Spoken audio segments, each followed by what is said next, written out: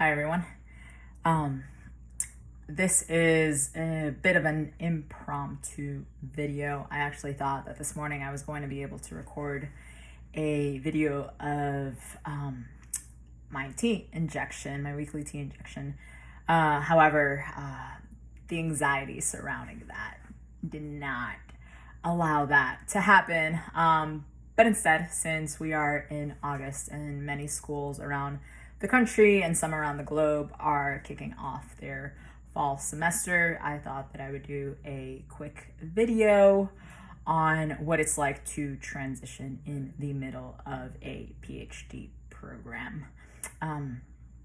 For starters, I would not recommend it if you are at all considering when should I come out and perhaps you haven't started your graduate career. I would say if you're ready, if it is safe to do so, go ahead and do it before you start a program. It has been a bit tricky to do it in the middle of the program. Of course, I did not plan it to be like that. It just kind of happened and we had to go with it.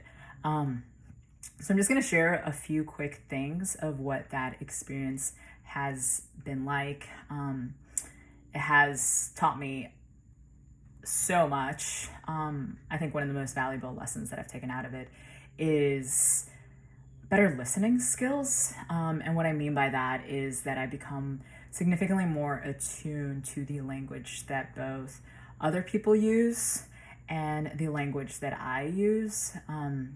Much more aware, much more sensitive to use and listen for inclusive language, which you'd think that within academia we would be well trained to use that language, but that has not always been the case. So in feeling out when is a good time to come out to various people, I have improved my listening skills tremendously. So that you could call it an upside. So one of the probably most memorable, more important things that happened in the process of transitioning in the middle of a PhD program was having to come out to my advisor. It was interesting. I almost titled this video, I came out to my advisor before I came out to my mom, which is actually true. It's kind of funny, maybe. I had more anxiety than I expected to have in regards to telling my advisor.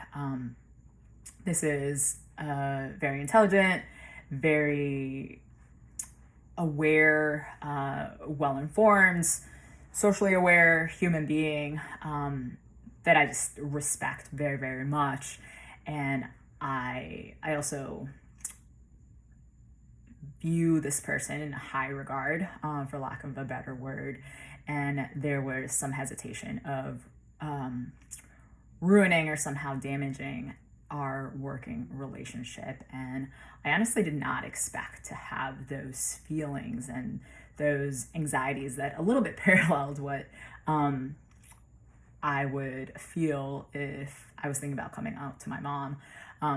Of course, two very different people, two very different relationships, but that was something very interesting to experience. I think it really kind of highlighted for me how much I value that relationship, and I wanted to honor it through honesty.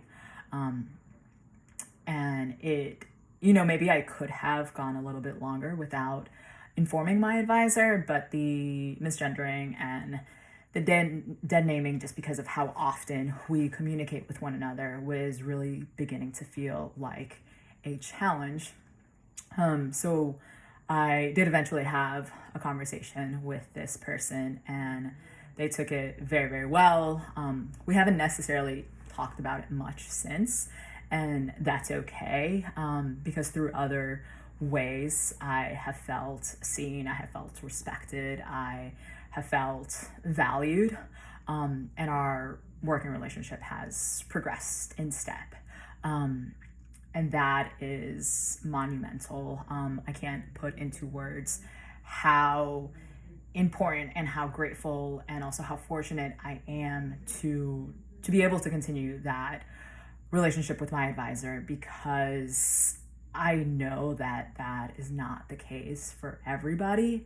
And having an advisor that sees you, that supports you, is monumental within a graduate program. So I can't thank this person enough. And I encourage anybody who is in the midst of a transition needing to come out to your advisor. I do encourage you to do so. I hope that you're safe in doing so.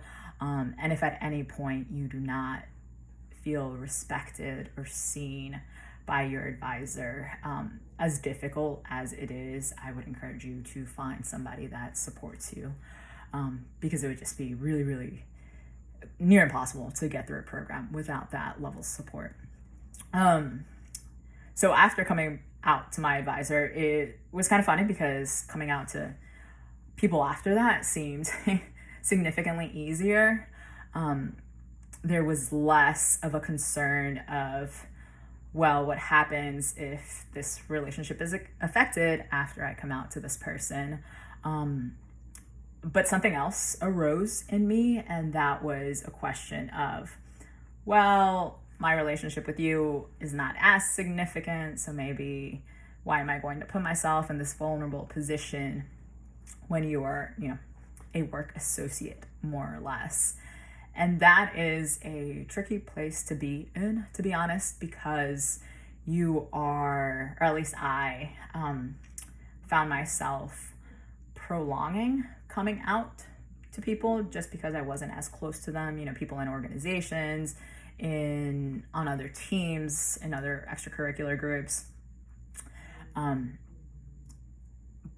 and to this point, I still haven't come out to everybody that I need to come out to, because I keep thinking, well, it's not that important. I'm just going to hold off. That's something that I do hope to correct, and is a challenge unique to coming out in the middle of a program. Had I transitioned right before grad school, or just come into the program being my more authentic self, I wouldn't have to weigh out the need to have these conversations with people that know me as one person with one name, with one set of pronouns, and now having to switch over to them. But that's a work in progress. It's doable. It's a little bit burdensome, not going to lie, but it'll be okay, and I'll continue working through that. And even though I started this video by saying that if I had it my way, I would have done things differently, not that I would have known or had the option to pick, but nevertheless, I am monumentally grateful to have the privilege to come out at all, to transition to be in a space that it's safe enough to do so. I have had pretty good level of support, and it's really important to take up space as a trans person. One of the things that I continue thinking about is how difficult it is to come out, because the people on the receiving end don't have a lot of trans people to index, in particular positive representations of trans people. There are people like Laverne Cox, but outside of that, and I say this because I've asked, people can't easily come up with a positive representation of a trans person. Not to say that they don't exist. They do exist. We do exist in all sorts of realms and spaces and industries. But a lot of people stay closeted, stay silenced. Society likes to erase what it does not want to deal with. And as a non-binary trans person, I could have potentially not come out.